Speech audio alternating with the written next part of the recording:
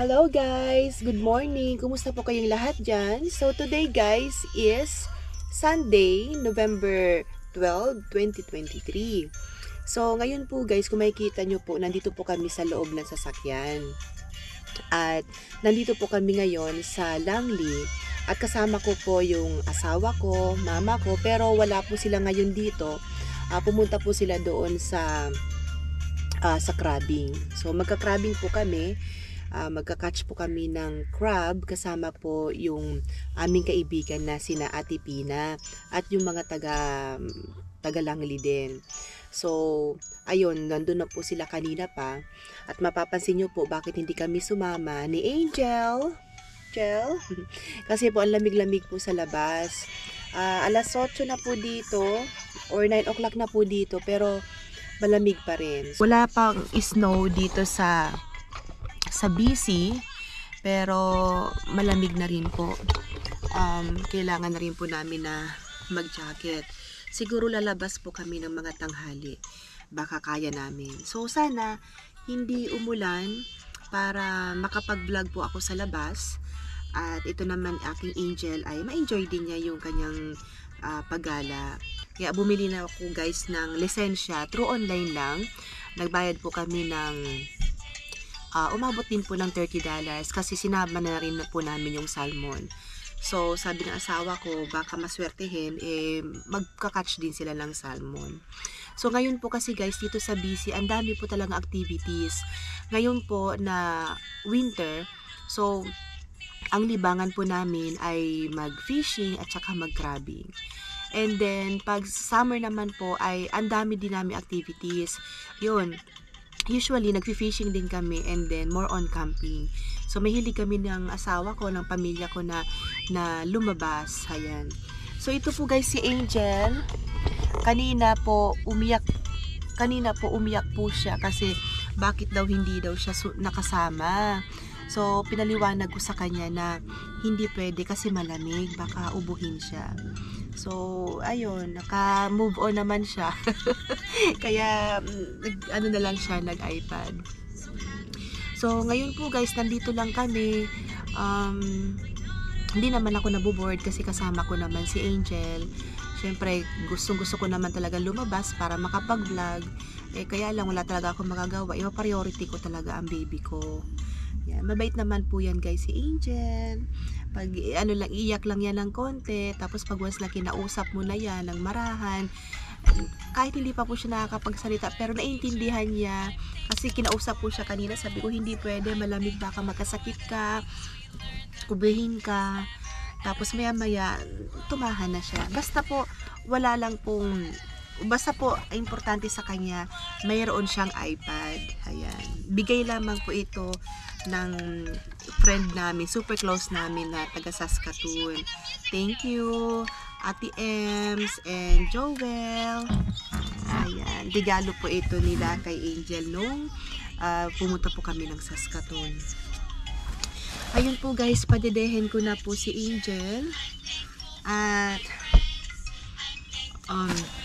ito, kakabit ko na muna itong mga para hindi si Angel, ayaw niya kasi ng maraming liwanag. Jel, magmimim ka na ha. Mimim time. Kasi malamig siya. Si mami mo nga, nilalamig na rin. Dito po kami guys sa loob na pa rin.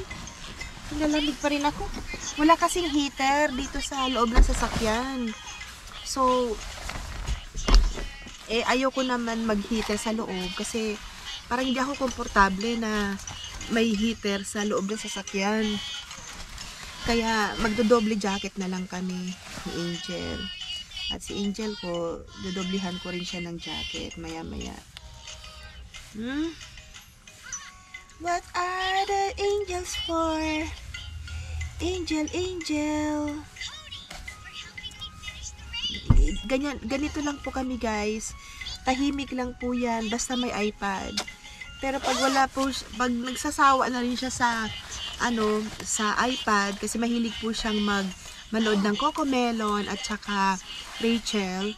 So, ang ginagawa niya din guys is nanonood din siya ng Ayun, naglalaro siya ng laruan niya doon sa bahay. Kinakalat niya. Hinayaan ko lang na magkalat siya. Basta malibang siya. Yun lang. O, Jel, magmiming ka na. Please. Ano nakuha mo, Daddy? Ito nakuha mo. Ilan? Dalawa. Thanks, God. Oh, ito na, guys. Yung size ng alimango. Oh, tumutulo. Okay na? Mami na. Guys, ito naman ulit. Tingnan, buksan mo nga doon. Ayan, dami. Good job. Ilan yan, Dad? 3. Thank you, Dad. Saan kayo, Daddy?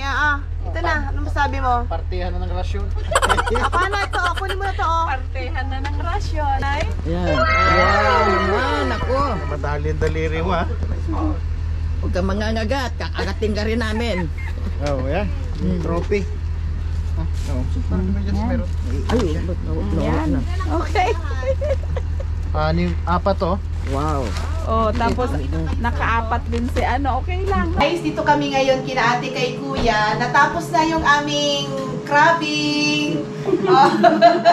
Hotpot naman ngayon. Ngayon, hotpot naman. Chinese food. Okay. So, ang saya-saya. So, hello guys. Dito na po kami sa bahay. Kauwi lang namin. So, 7 o'clock na po dito ng gabi. Galing po kami sa isang friend din namin. Tumambay muna kami doon ng mga ilang oras. After kasi namin mag-crabbing, ay yun, nag-coffee time muna kami. At ngayon, hindi na makapaghintay ang aking mother.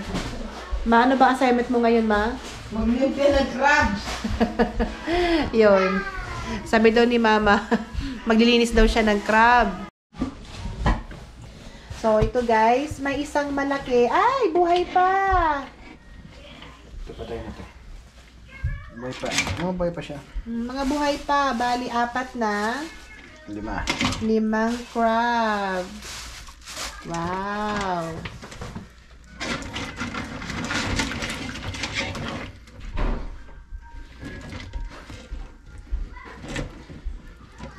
So, bali guys, lilinisan ng asawa ko yung crab. So, doon po siya guys sa Port Coquitlam. Nope. Saan ba? Burn it. Burnett? Saan yan? Going to Port Modi. Sa Port Modi. Tatanggalin natin yung bahay tae. Hey guys, ito yung address. So, i-search nyo lang po sa Google, Barnett Marine Park. Yan. Ang address po is 8181 Barnett Road, Burnaby. Yan. So, dagat po siya. Di ko po siya actually na-videohan yung actual ng paghuli nila ng crab. Kasi nung time na yon nasa loob lang kami ng sasakyan ng anak ko. Si Angel, doon lang muna kami nagtambay. Kasi medyo malamig at ayaw ko naman isugal yung anak ko sa malamig. Pero, good news po guys, bukas ay pupunta ulit kami doon sa Barnett. Dito po sa lugar na yon. Dito po sa Barnett Marine Park. Para manghuli ulit kami ng crab. Pero guys, bago muna po kayo pumunta doon, kailangan ay bumili po kayo ng lisensya. Mayroon naman kong ino-offer na $5 in one day. Meron naman po in a year na abutin po ng $30. Pero kung gusto nyo pa mag-hands-on para sa salmon, kasi sayang naman kung habang naguhuli po kayo ng crab, ay naguhuli din kayo ng salmon. So, double purpose. So, bali ang ginawa po namin is nag-register na lang po kami ng $30 kasi anytime po pwede po kayong bumalik-balik doon po sa Barnett. Doon po sa Barnett Park. Hayan na! Naghiwa na ng luya. Yan na, mayroong sibuyas at kalabasa. Luya. Kakainin daw ni Mama yan lahat. Ayan. Nagluto na kami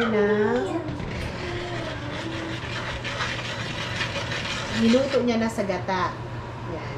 Kailangan talagang lutuin ng mabuti sa gata na mayroong sili, At ilalagay na ang squash. Ay! Talak naman yan na crumb.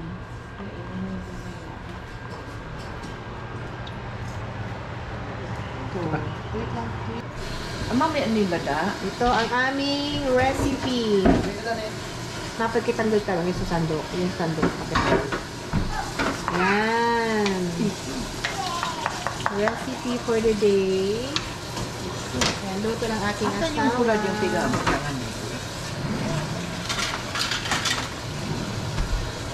Ako pinadala mo sa di, stainless. Meron pa isang yung clay.